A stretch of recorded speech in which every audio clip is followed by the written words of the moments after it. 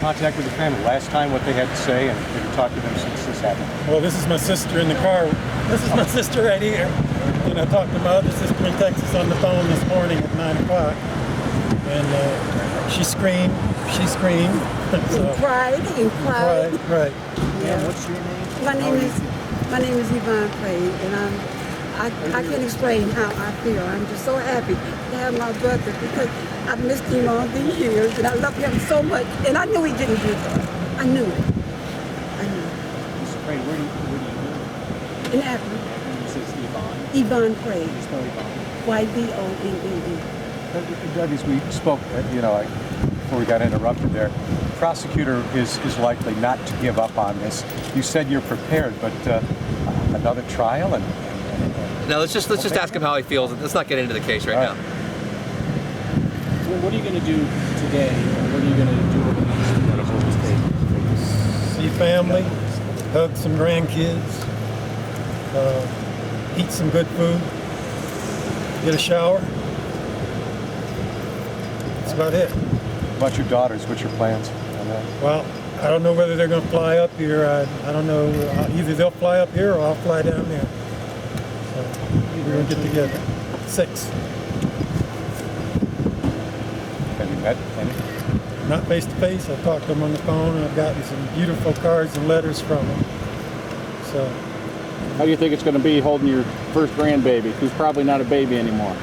she's 14, and yeah, it's going to be something. It's going to be a heck of an experience.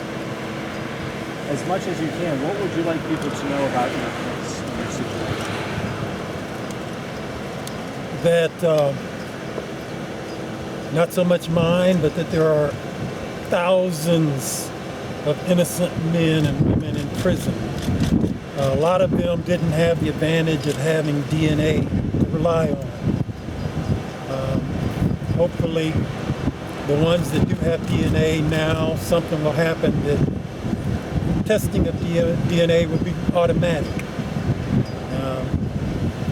I don't know. It's just a wonderful thing today. Like I said, I can't say enough to thank Jones State Law Firm and the Ohio Innocence Project for what they've done for me. Those 15 years, Mr. Prade, I know you spent them preparing for this day, you said, but confidence, lost time, or what would you say? You know what? I tried not to lose any days. I kept a journal for the whole time that I was in there. I got thousands of pages of journal entries that I've made from day to day, of things that have occurred in prison and things that have come to my attention. I've read 500 or so books. I've tried to exercise and keep myself in shape physically. I tried to keep my spirits up. And I've had the benefit of the greatest family in the world to help me do those things. What was the last entry in your journal? What did you write? I actually started writing today. I didn't get finished because all of this started happening. But I actually started writing today that finally the judges ruled in my case, and I think that's about as far as I got in the entry. And I had to start moving things around and packing up to come out to leave. Are you going to finish that entry? Oh yeah, I'm going to write a lot of it. Yeah. Now from here, you said you're going to have a good meal. What's it going to be? Something you haven't had in a while? Anything that they didn't serve in prison. So I don't know what it's going to be. I'm going to play it by ear. And I figured playing it by ear, I'm going to get better food than I've had for the past 15 years. How do you catch you to stay in Akron, you think? I don't know. I don't know. Any idea what you might do down the road, just do with your life? Well, if my sister decides to move to Texas with my other siblings, then that's where I'll be. And I'm going to work for the Innocence Project. I've already told them I'm committed to work for them, to help them, to use what 30 years of experience I've had as a police officer and 15 years of experience I've had as a wrongly convicted person to help them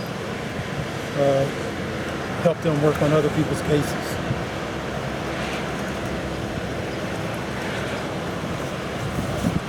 Okay.